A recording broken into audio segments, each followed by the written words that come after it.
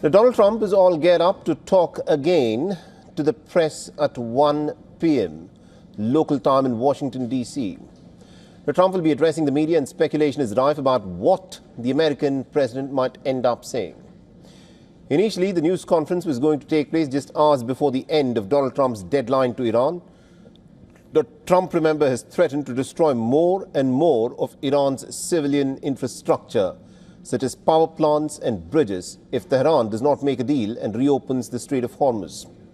But he then appeared to extend the deadline by another 24 hours to 8 p.m. local time on Tuesday, and this has intensified speculation about what Donald Trump may actually end up saying in his presser.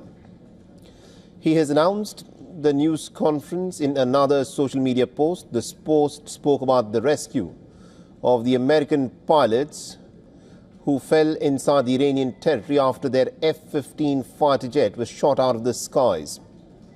Now, Trump said that he'll be holding a news conference at the Oval Office, and he will be accompanied by military officials. So at least part of the presser is expected to focus on the rescue operation in getting the two pilots out, and there could also be questions from the press. The White House press secretary, Caroline Leavitt, announced that the conference's venue has been changed due to popular demand from the press. It's been shifted from the Oval Office to the White House briefing room to accommodate more journalists. And this sets the stage for Donald Trump to announce his next move. One possibility is that Trump could announce some kind of a ceasefire, although the possibility of this is really remote.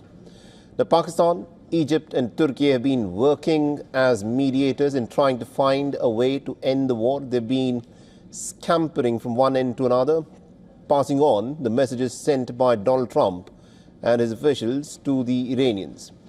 A proposal was in fact sent to both Iran and the United States, and reports say that the proposal involved some kind of a 45-day ceasefire and the reopening of the Strait of Hormuz.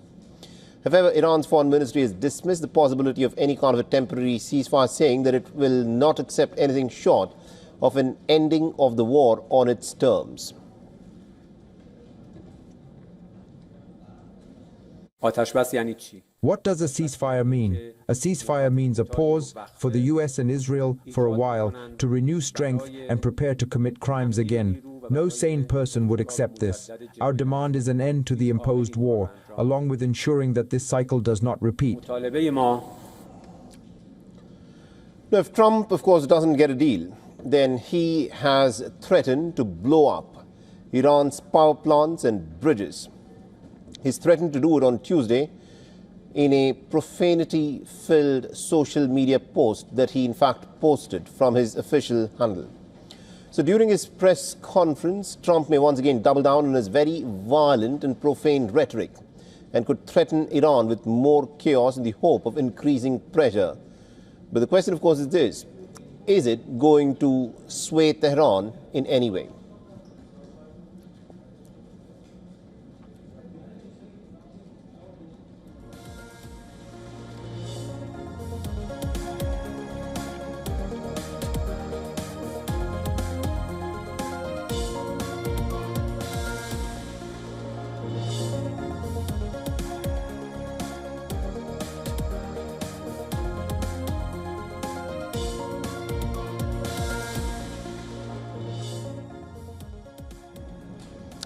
All right, now joining us on the broadcast, we've got Mr. James Marlowe, who is a West Asia analyst. He's joining us live from London. Mr. Marlowe, thank you very much indeed for joining us here on WION. So Donald Trump is expected to appear in front of the media. A lot is expected of what the American president may say, but in his post that he's put out on Truth Social, he's made his intentions pretty clear. In your assessment, what do you think the American president may say? Is he going to double down on the threats of blowing up Iran's energy infrastructure and desalination plants? Well, it's very difficult to call. Firstly, at the press conference, as you said, he's going to have his chiefs of staffs around him as well. So they will certainly be praising what the American-Israeli alliance has done in Iran and the major IRGC headquarters, command centers, factories that build the attack drones, the missile launchers. The Israelis have also destroyed what it believes is the motors and the components the factories that make these and that go into the actual missiles and rockets. So they've achieved a huge amount. Plus, of course, they've also hit a lot of the infrastructure that they fear that the IRGC may use. So they will certainly be promoting that and saying that they have actually achieved their objectives and exceeded their expectations. It's nice to hear from the Iranian side that they are not looking for a 45-day ceasefire, because as I understand it, the Americans and the Israelis are also not looking for a 45-day ceasefire because, of course, that allows the other side to regroup, rearm, come up with a new strategy and hit again. Now, Iran certainly is showing its strength. I have been speaking to Tel Aviv and Jerusalem for the last couple of hours. I've been watching the notifications of the missiles coming in, and they have, in the last 2 hours, come across the country in Jerusalem, in Judea and Samaria, to the south of Israel, which is Eilat. That's the southern port of Eilat on the border of Egypt. And also Tel Aviv has been hit a couple of times this morning. The problem for the Israelis is that the Iranians are using these cluster sub-munitions that mean that it just breaks off into a dozen pieces, and it's much harder for the interceptors on Israel's side to knock them all down. And that's why you're seeing some damage and some injuries. And of course, there were another 4 bodies taken out of a building last night in Haifa.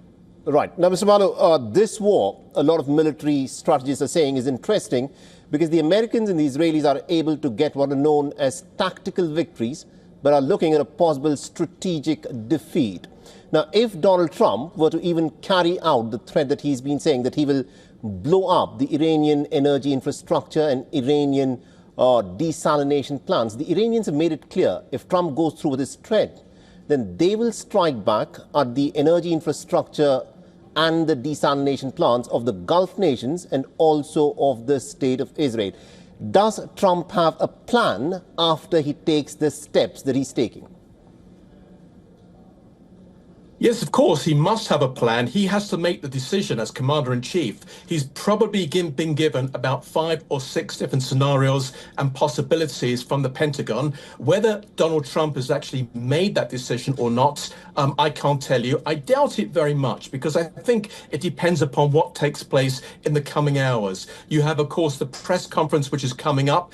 He will answer many journalistic questions. He will see how these talks, and there does seem to be talks taking place, whether Pakistan is actually the main integral part talking between the two sides, or whether there's somebody else involved in this, or whether the Iranians are seriously considering that maybe they should open the Strait of Hormuz in response for something. The problem is, again, is that Iran may well stick to its original objective, and that is that it demands its right to enrich uranium. Right. And it has done so way above 60%. And it demands its right to continue building its intercontinental ballistic missiles.